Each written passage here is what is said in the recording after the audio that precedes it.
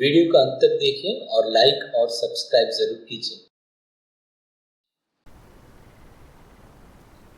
Question देख लीजिए, यहाँ पे CD और GH बाइसेक्टर्स है एंगल ACB और एंगल EGF का, सच दैट D और H जो है साइड्स AB और FE ऑफ ट्राइंगल ABC और ट्राइंगल EFG पर लाई करते हैं। यहाँ पर ट्राइंगल ABC और ट्राइंगल FEG दोनों सिमिलर गिवन है। हमें शो करना है, पहला आप देख लीजिए first question, CD by GH equal to AC by FG। Second question है ट्राइंगल DCB सिमिलर शो करना है ट्राइंगल FGE। थर्ड क्वेश्चन में हमें ट्राइंगल DCA सिमिलर शो करना है ट्राइंगल HGF। पहला क्वेश्चन में हम देख सकते हैं कि ये जो न्यूमरेटर में जो लिखा हुआ है दो साइड है CD और AC, ये दोनों साइड जो है ट्राइंगल DCA का साइड है। उसी तरह डिनोमिनेटर में ये दो साइड गिवन है, ये ट्राइंगल HGF का साइड है। यानी इन दो ट्राइंगल्स का कॉरस्पॉन्डिंग साइड्स का रेशियो जो है क्वेश्चन नंबर 1 है। यानी हम क्वेश्चन नंबर 3 अगर शो कर देते हैं ये दो ट्राइंगल सिमिलर है तो उसका कॉरस्पॉन्डिंग साइड्स का रेशियो हम इक्वल शो कर सकते हैं। तो चलिए पहले हम फिगर बना लेते हैं। यहाँ पे फिगर हमने बना लिया है, देख सकते हैं एक ट्राइंगल ABC है जिसमें CD जो है एंगल ACB को बाइसेक्ट कर रहा है, और यहाँ पे भी देख सकते हैं यहाँ ट्राइंगल FEG है जिसके अंदर एंगल EGF का बाइसेक्टर जो है GH है। तो चलिए पहले लिख लेते हैं कि गिवन क्या है। यहाँ में ट्राइंगल ABC सिमिलर है ट्राइंगल FEG का। इसका मीनिंग ये है कि इन दोनों ट्राइंगल का कॉरस्पॉन्डिंग एंगल्स जो होंगे इक्वल हो जाएंगे। यानी यहाँ पे देख सकते हैं एंगल BAC इक्वल हो जाएगा एंगल EFG का। सेम उसी तरह एंगल B, या इसे हम कह सकते हैं एंगल ABC इक्वल हो जाएगा एंगल FEG का, ये E एंगल। उसी तरह एंगल BCA, ये एंगल C बोल सकते हैं इसको, ये इक्वल हो जाएगा एंगल EGF के। यानी ये सारे जो है कॉरस्पॉन्डिंग एंगल्स हैं। जब दो ट्राइंगल्स सिमिलर हो जाते हैं तो कॉरस्पॉन्डिंग एंगल्स इक्वल हो जाते हैं। तो यहाँ पे हम लिखेंगे angle ABC equal to angle FEG। ये देख सकते हैं यहाँ पे ये दोनों इक्वल हमने लिख लिया है। तो इसे हम एंगल DBC भी लिख सकते हैं, तो इक्वल टू एंगल HEG।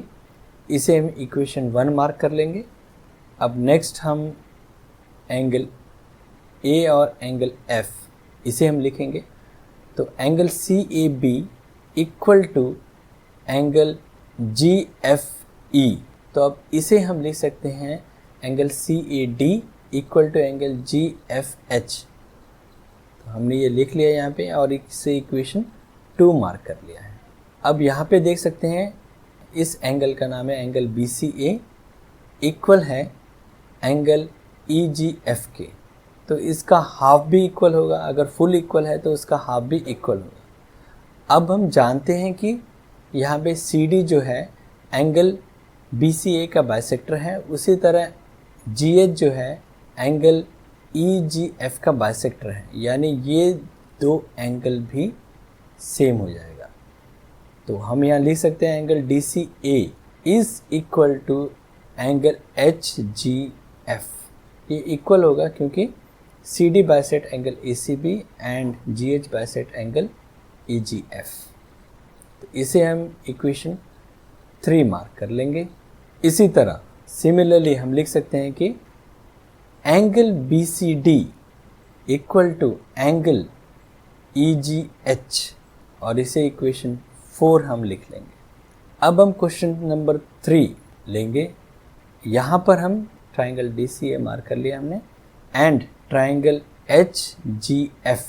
इन दो ट्राइंगल्स में पहले ये दो कॉरस्पॉन्डिंग एंगल्स इक्वल हम शो करेंगे, उसके बाद ये जो एंगल है इसे भी इक्वल शो करेंगे। ऑलरेडी हमने शो कर लिया है, तो चलिए लिख लेते हैं angle C A D equal to angle G F H, angle D C A देख सकते हैं, angle D C A equal to angle H G F already हमने शो कर दिया पहले। इन दो ट्राइंगल्स में दो एंगल हमने इक्वल शो कर दिया है, तो ये दो ट्राइंगल्स सिमिलर हो जाएंगे बाय ए सिमिलैरिटी। अब ये दो ट्राइंगल सिमिलर हो चुके हैं तो हम इनका कॉरस्पॉन्डिंग साइड्स का रेशियो को इक्वल शो कर सकते हैं। तो यहाँ पे हम लिख सकते हैं कि सी डी, यहाँ पे देख सकते हैं सेकेंड और फर्स्ट, बाई इस साइड भी देख लीजिए सेकेंड और first, G H equal to A C यहाँ में थर्ड और सेकेंड, बाई यहाँ में थर्ड और second, by C P S T corresponding parts of similar triangle. Second question, हम यहाँ पे दो ट्राइंगल लेंगे, ट्राइंगल डी सी बी और ट्राइंगल एच जी ई।